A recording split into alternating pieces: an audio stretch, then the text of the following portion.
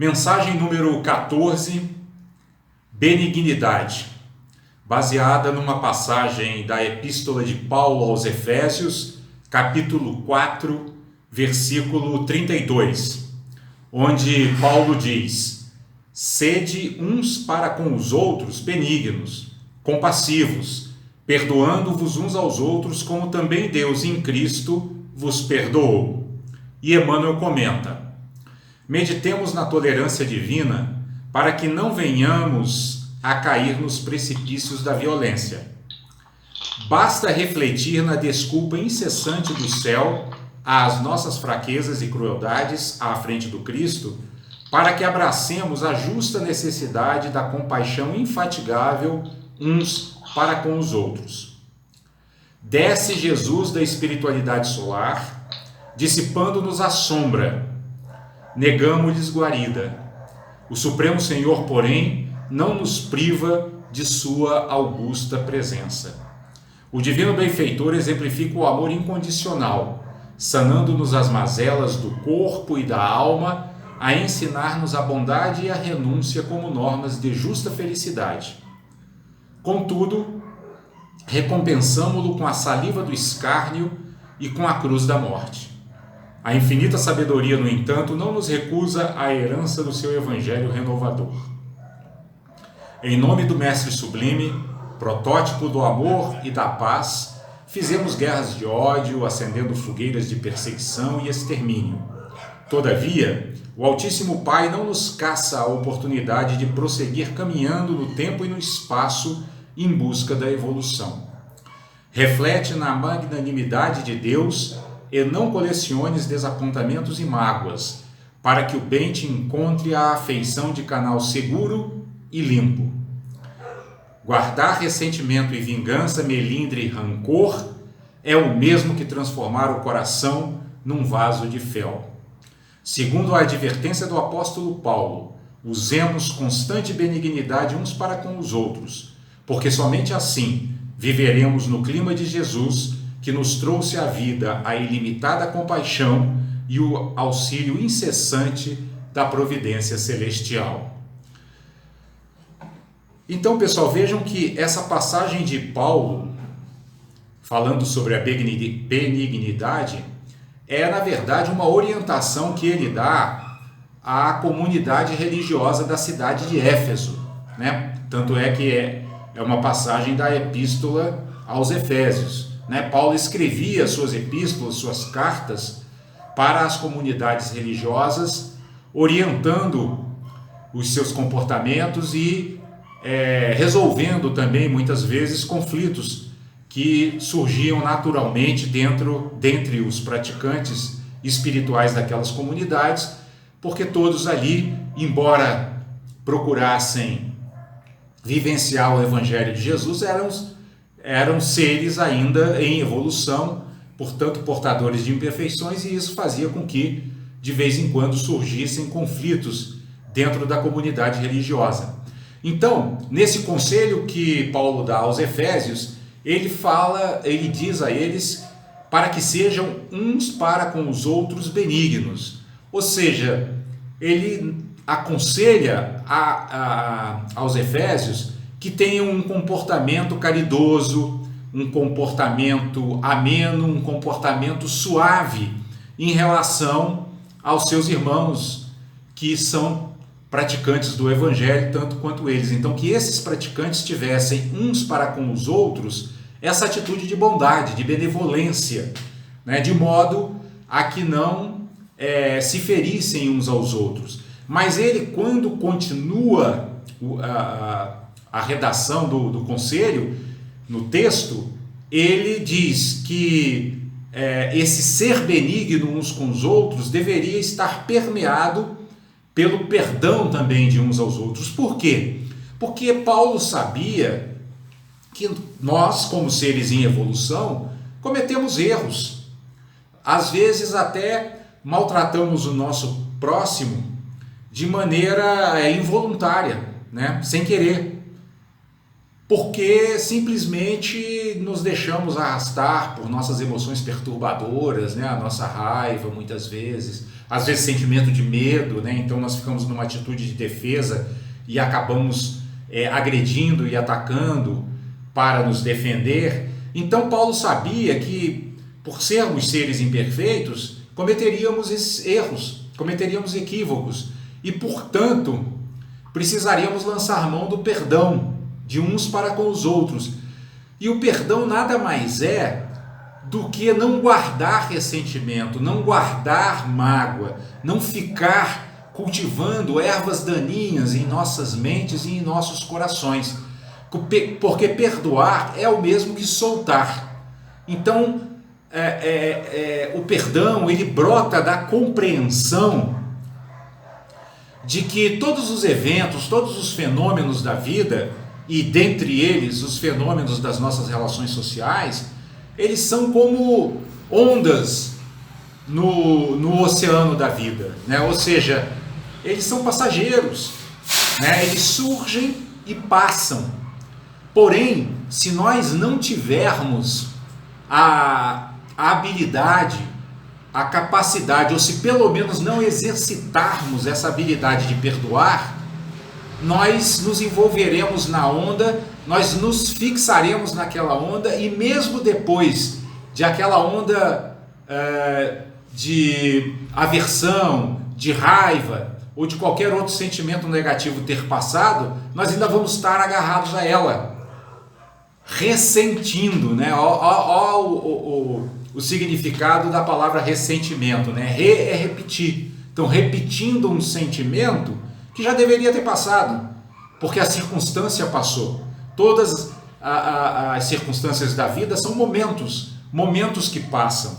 Então, o perdão é essa habilidade de ter sabedoria para reconhecer o caráter passageiro também dos fenômenos negativos, o caráter passageiro das agressões, né? É saber compreender muitas vezes que aqueles que porventura tenham nos causado mal poderiam estar naquele momento sendo vítimas de algum tipo de problema, de algum tipo de carência, de algum tipo de depressão, de algum tipo de perda que possam ter sofrido, enfim, coisas que muitas vezes nós não sabemos que aconteceram com aquele ser e que podem ter motivado a atitude negativa dele em relação a nós.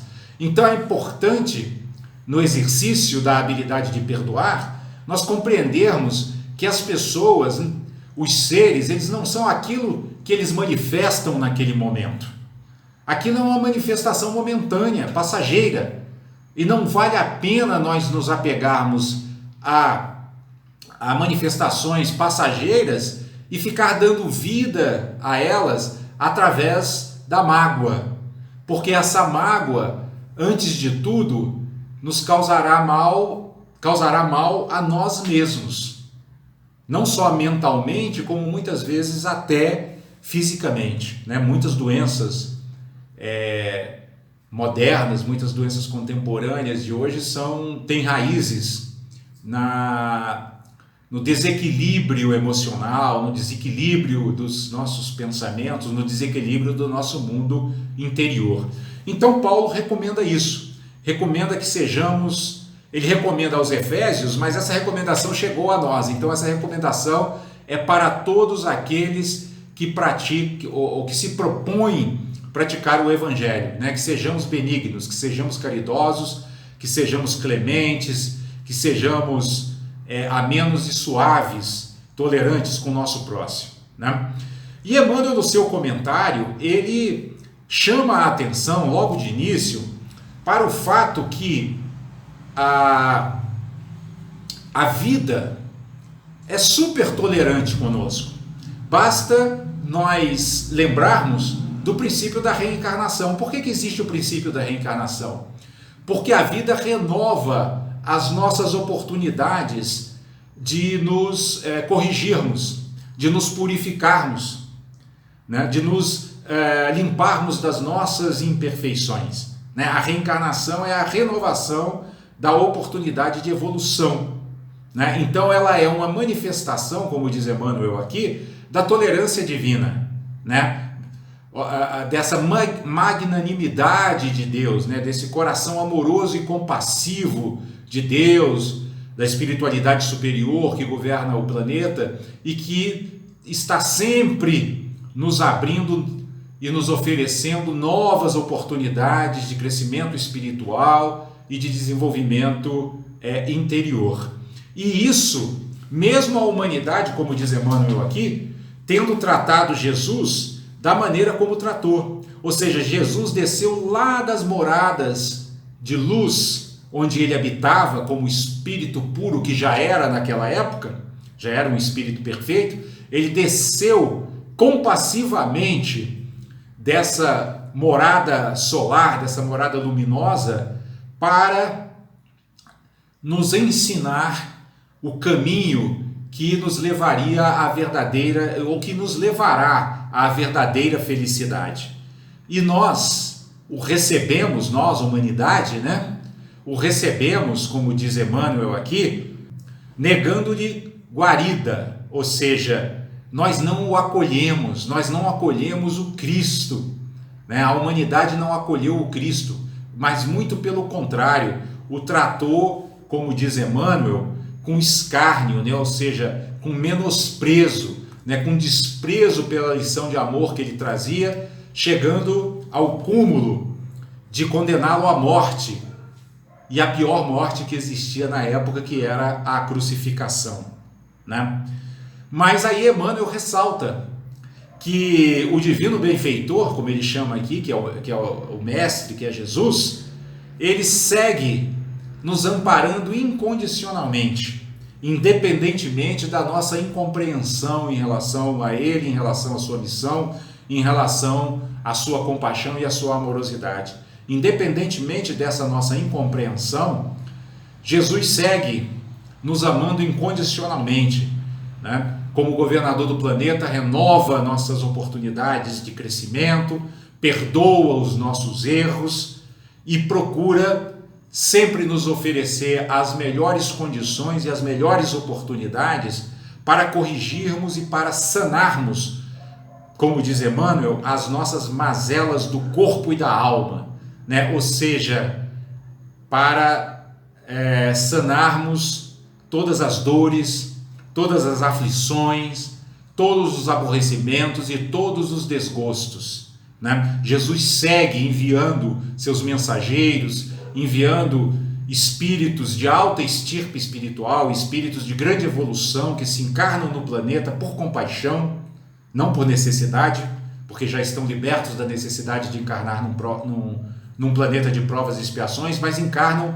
por compaixão, para nos relembrarem das lições do Evangelho que nos foram legadas 2020 anos atrás e, sobretudo, para nos lembrar da importância de praticarmos esses ensinamentos para que possamos aproveitar essa nossa vida humana preciosa como um caminho que nos conduzirá à verdade e à vida. Então, o que efetivamente esta mensagem está nos transmitindo é a ideia de que, para superarmos as nossas obscuridades mentais e as nossas perturbações emocionais, nós precisamos praticar o esquecimento de nós mesmos, não no sentido de não nos cuidarmos, não é isso. É o esquecimento de nós mesmos no sentido de nos afastarmos das nossas preocupações mundanas, de querermos ser elogiados e termos medo de ser criticados, de querermos ter o prazer o tempo todo e não acolhermos a dor quando ela nos atinge, de querermos ser reconhecidos, né, pelas pessoas, que as pessoas nos agradeçam por aquilo que possamos ter feito de bom para elas e que elas não nos ignorem, né? Então, é o esquecimento de si mesmo, é o esquecimento dessas preocupações egoístas. Ou seja, em outras palavras, é nos colocarmos no mundo a serviço dos outros e de nós mesmos. Não estamos dizendo aqui que não devemos cuidar de nós mesmos, que não devemos cuidar de nossa mente e de nosso corpo. Não, muito pelo contrário. O próprio Jesus nos recomenda a autocompaixão, ou seja, nós devemos ter com relação a nós mesmos também esse impulso e essa motivação de nos libertarmos do sofrimento, de diminuirmos o nosso sofrimento. E como é que nós fazemos isso? Cultivando virtudes no nosso mundo interior, desenvolvendo a sabedoria que nos permitirá compreender que essa felicidade e essa paz que tanto procuramos não vamos encontrar no mundo externo, não vamos encontrar na aquisição de coisas materiais, não vamos encontrar na conquista de fama. Essa felicidade genuína, ela só brotará e crescerá em nós se nós nos determinarmos definitivamente a praticar a benignidade que nos aconselha Paulo. Porque é só praticando essa benignidade que nós iremos superar a nossa tendência a sermos arrastados por sentimentos e pensamentos negativos, né? Por sentimentos de inveja, por sentimentos de carência, por sentimentos de medo, de raiva, de orgulho, né? Enfim, sentimentos que nos afastam do mundo espiritual superior, sentimentos e pensamentos que estreitam a nossa mente e que não nos permitem compreender com amplitude e profundidade os ensinamentos evangélicos que Jesus nos legou.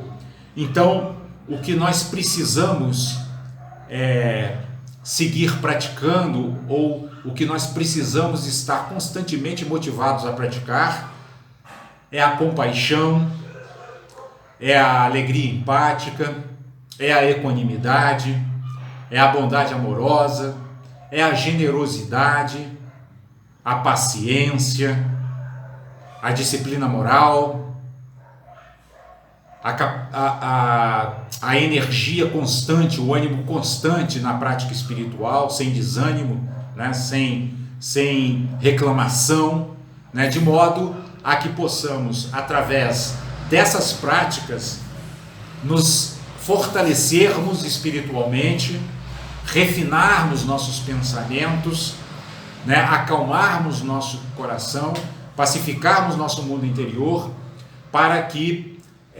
possamos caminhar com mais segurança em direção à perfeição espiritual que nos trará a felicidade genuína e a paz imperturbável pela qual todos os seres anseiam.